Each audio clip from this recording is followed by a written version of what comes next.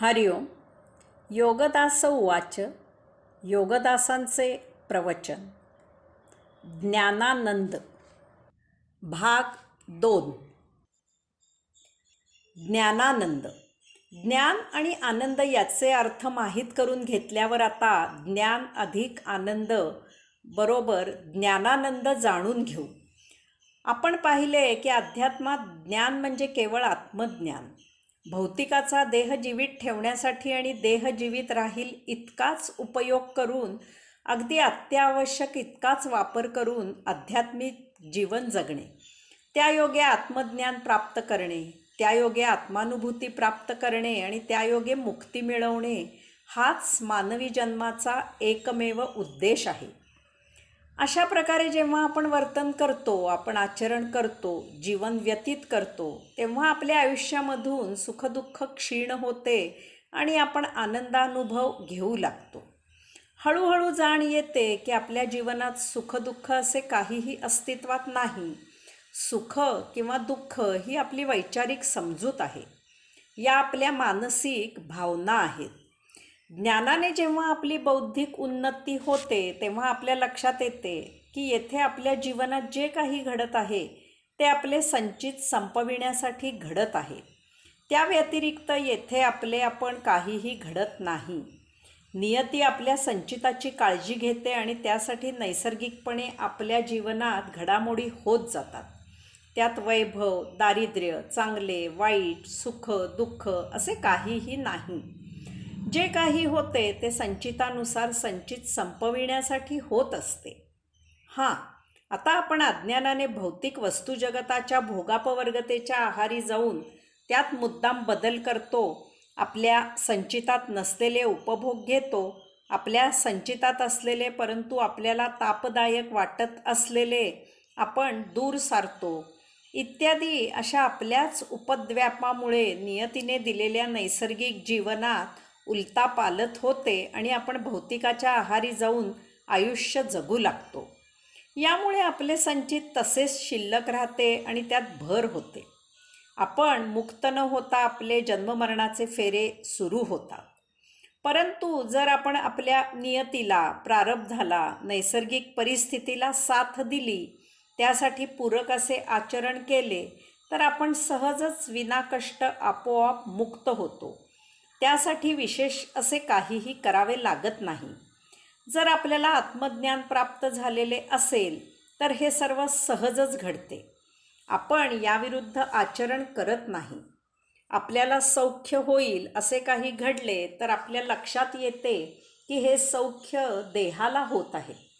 आपल्या संचितात शाबासकी लिहिलेली आहे आणि त्यामुळे हे सौख्य या जन्मी उपलब्ध झालेले आहे. गतजन्मी केलेल्या चांगल्या घटनांचा हा परिणाम आहे, त्याचा देहाशी संबंध आहे. त्यात विशेष असे काहीही नाही. याचा आपल्याशी, या जन्माशी दुरान्वयेही काहीही संबंध नाही. तसेच जर आपल्याला दुःख होईल असे काही घडले तर आपल्याला लक्षात येते की हे दुःख देहाला होत आहे. आपल्या संचितात शिक्षा लिहिलेली आहे आणि त्यामुळे हे दुःख उद्भवले आहे.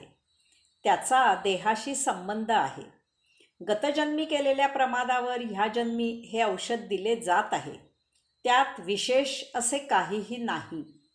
याचा आपल्याशी दुरान्वयेही काहीही संबंध नाही. यास्तव जे होत आहे ते होऊ द्या. तसे होणे हेच योग्य आहे. एरवी या गतसंचितामधून आपली सुटका होणार नाही.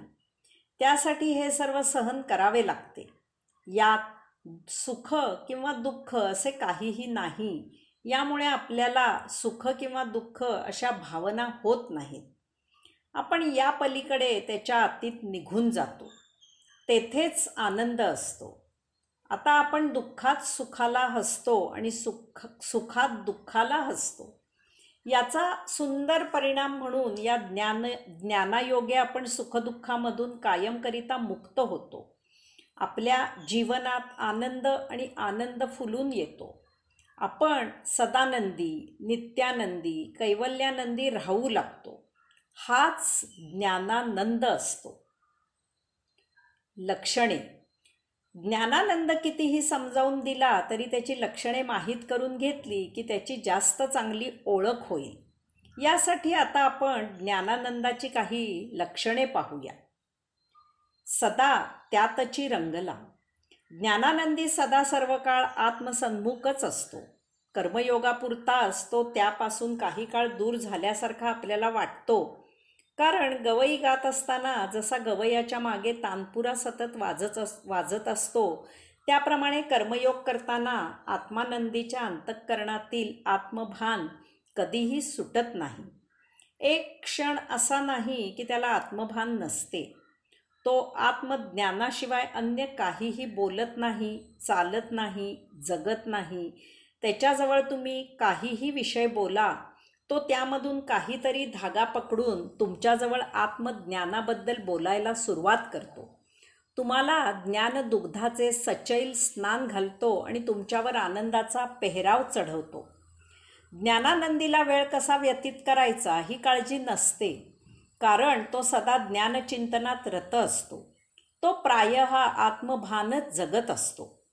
तो स्वभावताच आनंदात असतो. आनंदात वेळ कसा निघून जातो ते समजतही नाही. हा आपल्या सर्वांचाच अनुभव आहे. दुःख झाले असताना वेळ जाता जात नाही. यामुळे भौतिक आयुष्यात वेळ घालवावा लागतो. विरंगुळ्यासाठी ठिकाण शोधावे लागते. परंतु आनंदात असताना अरे इतक्यात 4 तास झाले असा प्रश्न पडतो. यामुळे कर्मयोग झाल्यावर ज्ञानानंदी आत्मरत होतो, आनंदात असतो. त्याला विरंगुळ्यासाठी इकडे तिकडे जावे लागत नाही. आत्मभान हाच त्याचा विरंगुळा आणि विसावा असतो. अपरिग्रह. ज्ञानानंदी सदा स्वच्छंद असतो. त्याला भविष्याची काळजी नसते. कारण जे काही भगवंतश्रींनी दिले आहे ते त्याला त्याचे संचित संपविण्यासाठी पर्याप्त आहे, पुरेसे आहे याची त्याला खात्री असते.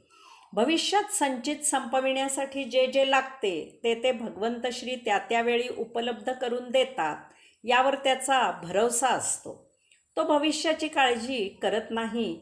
यामुळे स्वाभाविकच तो संग्रह करत नाही. अपरिग्रह हा यम त्याच्याकडून सहजच पाळला जातो. या योगे त्याच्याकडून योगाचरण होते. तो भगवंतश्रींवर भरवसा करतो, तो स्वतःवर भरवसा करतो. परंतु संसारी धनसंपत्ती, कुटुंबीय, समाज, संस्कार यावर भरवसा करतो. हे सर्व त्याला भविष्याचा आधार आहेत असे वाटते. वेळप्रसंगी हे सर्व उपयोगी होईल यावर त्याचा विश्वास असतो. हे सर्व वेळच्या वेळी उपलब्ध व्हावे यासाठी तो कष्ट घेऊन ते जास्तीत जास्त साठवितो. साठविलेले टिकविण्यासाठी तो त्यांचा पहारेकरी होतो. कारण एक वेळ मिळवणे त्या मानाने सोपे आहे, परंतु मिळवलेले टिकविणे हे महाकठीण आहे. अपरिग्रहामुळे ज्ञानानंदी कसा मोकळा असतो, स्वच्छंद असतो. त्याच्यात सदा अपार प्रेम भरलेले असते. त्याचे प्रेम निर्लेप असते. परंतु संसारी त्याच्या मिळकतीच्या आणि व्यवहाराच्या हिशोबात गुंतलेला असतो, त्रासलेला असतो. तो मोजून मापून व्यवहारापुरतेच प्रेम करतो. असे प्रेम व्यवहारापुरतेच टिकते. वर्तमानातील अनुभूती. ज्ञानानंदी भूत आणि भविष्य याची स्मृती हरवून वर्तमानात जीवन मोठ्या आनंदात जगत असतो. कारण गतम न सोच्चम हे तत्त्व त्याने ओळखलेले असते. जे झाले ते भगवंतश्रींच्यात विलीन झाले. मग स्मृतीमधून आठवून त्याचे उसासे टाकत आत्ताचा वर्तमान कशाला खराब करा ही जाण त्याला आलेली असते. तसेच भविष्यात काय होईल ते आपल्याला अज्ञात असते. जे होईल त्यासाठी प्रारब्ध व्यवस्था करत असते. मग त्याची चिंता आत्ता वर्तमानात करून आत्ताचा वर्तमान कशाला खराब करायचा हा पोच त्याला असतो. यामुळे ज्ञानानंदी आत्ता वर्तमानात मोठ्या मजेत विश्वलीला अनुभवित असतो. संसारी भूतकाळात काय आणि कसे घडायला हवे होते याचे मनात चरविताचरण करत आपला वर्तमान कुरतडत असतो. तो भविष्यासाठी स्वतःवर अवलंबून राहणे पसंत करतो. यामुळे त्याला भविष्याची फार चिंता असते. या नादात तो सदा ताण तणावाखाली असतो आणि त्यामुळे त्याचा वचपा काढण्यासाठी तो वर्तमानात राक्षसी वागतो. तो तो 12-15 तास झोपून राहतो. पोटात ब्रह्मराक्षस असल्यासारखा खा खा खातो. हसलास तर विकट हास्य करतो. हा महाशीघ्र कोपी असतो. वेळप्रसंगी एखाद्याचा अमानुष छळ करतो. त्याच्यात महाभयावह क्रौर्य असते. प्रेम केलेस तर छळ करत राक्षसी प्रेम करतो. हे असे करणे ज्याला प्रत्यक्षात जमत नाही तो हे सर्व मनातल्या मनात करत राहतो. सदा पुटपुटल्यासारखे स्वतःशीच बोलत असतो. असे लोक लवकरच मनोरुग्ण होतात. हरिओम.